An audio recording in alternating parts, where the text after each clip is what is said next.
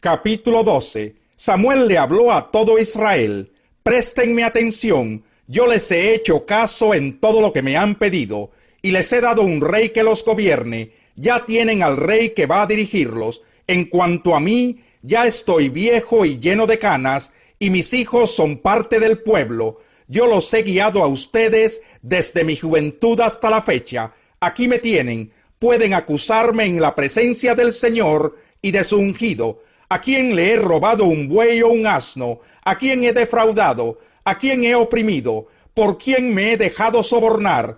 Acúsenme y pagaré lo que corresponda. No nos has defraudado, respondieron.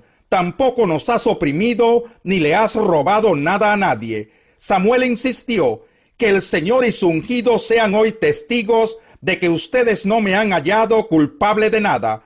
Que lo sean, fue la respuesta del pueblo. Además Samuel les dijo: testigo es el Señor, que escogió a Moisés y a Aarón para sacar de Egipto a los antepasados de ustedes. Y ahora préstenme atención. El Señor los ha colmado de beneficios a ustedes y a sus antepasados, pero yo tengo una querella contra ustedes. Después de que Jacob entró en Egipto, sus descendientes clamaron al Señor. Entonces el Señor envió a Moisés y a Aarón para sacarlos de Egipto y establecerlos en este lugar. Pero como se olvidaron de su Señor y Dios, Él los entregó al poder de Sísara, comandante del ejército de Hazor, y al poder de los filisteos y del rey de Moab, y ellos les hicieron la guerra. Por eso ustedes clamaron al Señor: hemos pecado al abandonar al Señor y adorar a los ídolos de Baal y a las imágenes de Astarté. Pero ahora, si nos libras del poder de nuestros enemigos, solo a ti te serviremos. Entonces el Señor envió a Jerubbaal, Barak, Jefté y Samuel, y los libró a ustedes del poder de los enemigos que los rodeaban, para que vivieran seguros. No obstante, cuando ustedes vieron que Nahás, rey de los amonitas, los amenazaba, me dijeron: no, queremos que nos gobierne un rey. Y esto a pesar de que el Señor su Dios es el rey de ustedes. Pues bien, aquí tienen al rey que pidieron y que han escogido, pero tengan en cuenta que es el Señor quien les ha dado ese rey. Si ustedes y el rey que los gobierne temen al Señor su Dios y le sirven y le obedecen, acatando sus mandatos y manteniéndose fieles a él, magnífico. En cambio, si lo desobedecen y no acatan sus mandatos, él descargará su mano sobre ustedes como la descargó contra sus antepasados. Y ahora préstenme atención y observen con sus propios ojos algo grandioso que el Señor va a hacer. Ahora no es tiempo de lluvias, sino de cosecha. Sin embargo, voy a invocar al Señor, y Él enviará truenos y lluvia. Así se darán cuenta de la gran maldad que han cometido ante el Señor al pedir un rey. Samuel invocó al Señor, y ese mismo día el Señor mandó truenos y lluvia. Todo el pueblo sintió un gran temor ante el Señor y ante Samuel. Y le dijeron a Samuel: ora al Señor tu Dios por nosotros, tus siervos, para que no nos quite la vida. A todos nuestros pecados hemos añadido la maldad de pedirle un rey. No teman, replicó Samuel, aunque ustedes han cometido una gran maldad, no se aparten del Señor. Más bien, sírvanle de todo corazón. No se alejen de él por seguir a ídolos inútiles, que no los pueden ayudar ni rescatar, pues no sirven para nada. Por amor a su gran nombre, el Señor no rechazará a su pueblo. De hecho, él se ha dignado hacerlos a ustedes su propio pueblo. En cuanto a mí, que el Señor me libre de pecar contra él, dejando de orar por ustedes. Yo seguiré enseñándoles el camino bueno y recto, pero los exhorto a temer al Señor y a servirle fielmente y de todo corazón, recordando los grandes beneficios que Él ha hecho en favor de ustedes. Si persisten en la maldad, tanto ustedes como su rey serán destruidos. Capítulo 13. Saúl tenía 30 años cuando comenzó a reinar sobre Israel, y su reinado duró 42 años. De entre los israelitas, Saúl escogió 3,000 soldados. 2000 estaban con él en Micmas y en los montes de Betel, y 1000 estaban con Jonatán en Gibeá de Benjamín. Al resto del ejército, Saúl lo mandó a sus hogares. Jonatán atacó la guarnición filistea apostada en Geba, y esto llegó a oídos de los filisteos. Entonces Saúl mandó que se tocara la trompeta por todo el país, pues dijo, que se enteren todos los hebreos. Todo Israel se enteró de esta noticia. Saúl ha atacado la guarnición filistea, así que los israelitas se han hecho odiosos a los filisteos. Por tanto, el pueblo se puso a las órdenes de Saúl en Gilgal. Los filisteos también se juntaron para hacerle la guerra a Israel. Contaban con 3000 carros, 6000 jinetes y un ejército tan numeroso como la arena a la orilla del mar. Avanzaron hacia Micmas, al este de Bet-Aben, y allí acamparon. Los israelitas se dieron cuenta de que estaban en aprietos, pues todo el ejército se veía amenazado. Por eso tuvieron que esconderse en las cuevas, en los matorrales, entre las rocas, en las zanjas y en los pozos. Algunos hebreos incluso cruzaron el Jordán para huir al territorio de Gad en Galaad. Saúl se había quedado en Gilgal, y todo el ejército que lo acompañaba temblaba de miedo. Allí estuvo esperando 7 días, según el plazo indicado por Samuel, pero éste no llegaba. Como los soldados comenzaban a desbandarse, Saúl ordenó, tráiganme el holocausto y los sacrificios de comunión, y él mismo ofreció el holocausto. En el momento en que Saúl terminaba de celebrar el sacrificio, llegó Samuel. Saúl salió a recibirlo y lo saludó, pero Samuel le reclamó, ¿qué has hecho? Y Saúl le respondió, pues como vi que la gente se desbandaba, que tú no llegabas en el plazo indicado y que los filisteos se habían juntado en Micmas, pensé, los filisteos ya están por atacarme en Gilgal, y ni siquiera he implorado la ayuda del Señor.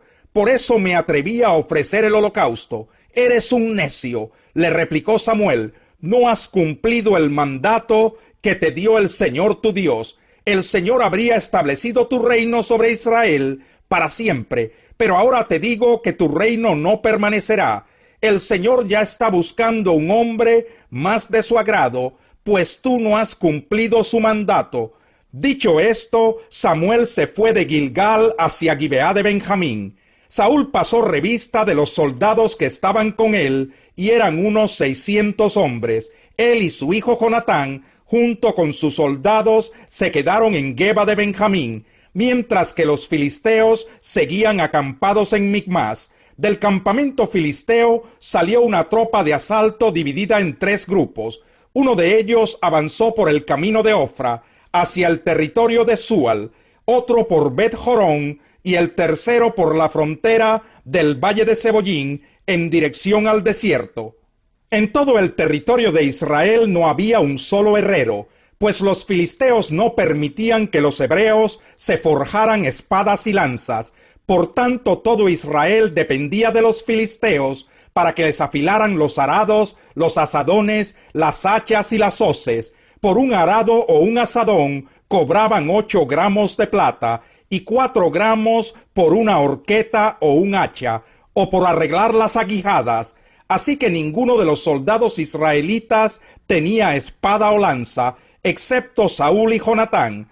Un destacamento de filisteos avanzó hasta el paso de Micmas.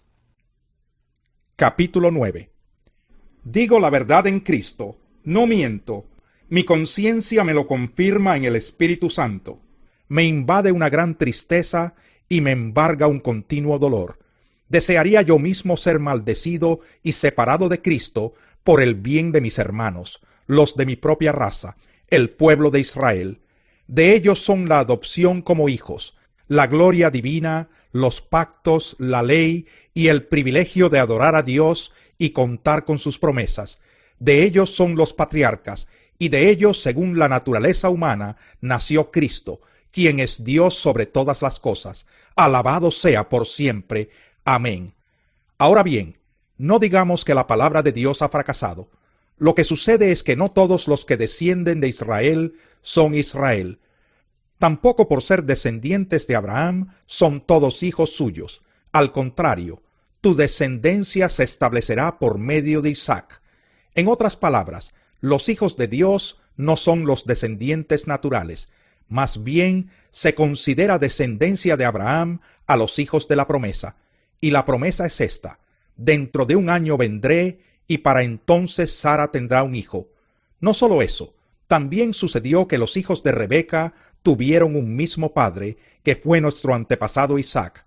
Sin embargo, antes de que los mellizos nacieran o hicieran algo bueno o malo, y para confirmar el propósito de la elección divina, no en base a las obras, sino al llamado de Dios, se le dijo a ella: el mayor servirá al menor.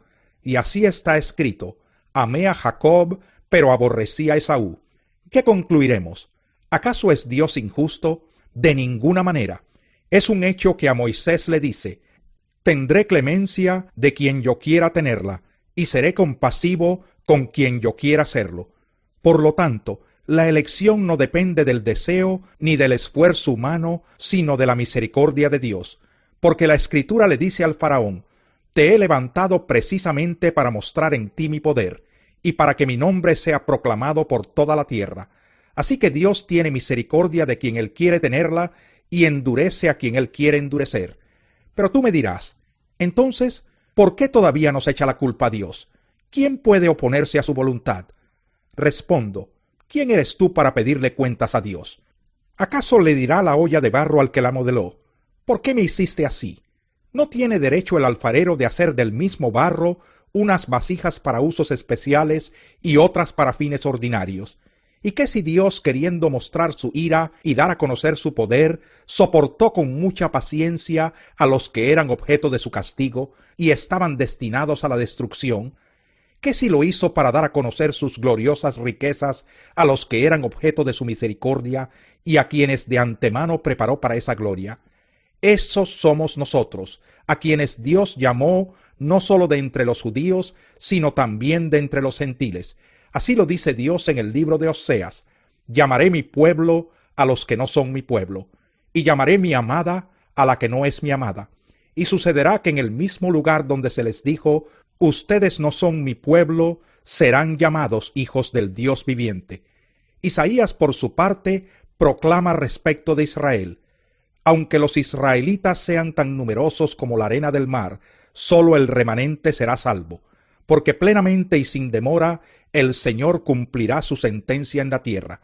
Así había dicho Isaías: si el Señor Todopoderoso no nos hubiera dejado descendientes, seríamos ya como Sodoma, nos pareceríamos a Gomorra. ¿Qué concluiremos? Pues que los gentiles que no buscaban la justicia la han alcanzado. Me refiero a la justicia que es por la fe. En cambio, Israel, que iba en busca de una ley que le diera justicia, no ha alcanzado esa justicia. ¿Por qué no?